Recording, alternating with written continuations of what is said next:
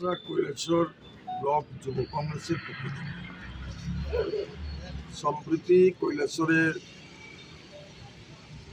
কিছু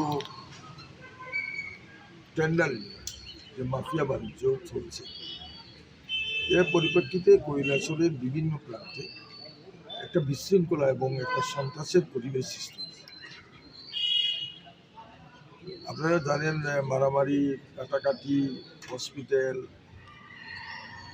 বহিরাজ্যে চিকিৎসা এই ধরনের ঘটনা সংঘটিত হয়েছে। এটা কোনো পলিটিক্যাল পার্টির তরফ থেকে জড়িত, যারা কন্ট্রাক্টরদের সঙ্গে জড়িত তাদের মধ্যেই এই ঘটনা। কিন্তু ভারতীয় জনতা পার্টির একটা অংশ, ক্ষুদ্র একটা অংশ, যারা এটারে রাজনীতিকরণ করবে,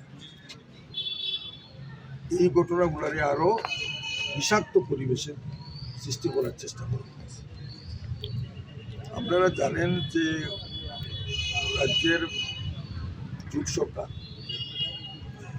যারা কন্ট্রাক্টরের সঙ্গে জড়িত আছে, কন্ট্রাক্টারি কাজের সঙ্গে জড়িত আছে, তারা অনলাইনে টেন্ডার প্রদান করে এবং টেন্ডার প্রদান করলে সেখানে ভারতীয় জনতা পার্টির লোক হোক, সিপিআইএম পার্টির লোক হোক বা বিজেপির লোক হোক বা অন্য রাজনৈতিক দলের লোক, সে যদি পার্টিসিপেট করে সেখানে তার যদি কন্টেস্টে দেখা যেতে সে ল পার্সন হয়, তার এই কাজটা দেওয়া হয়।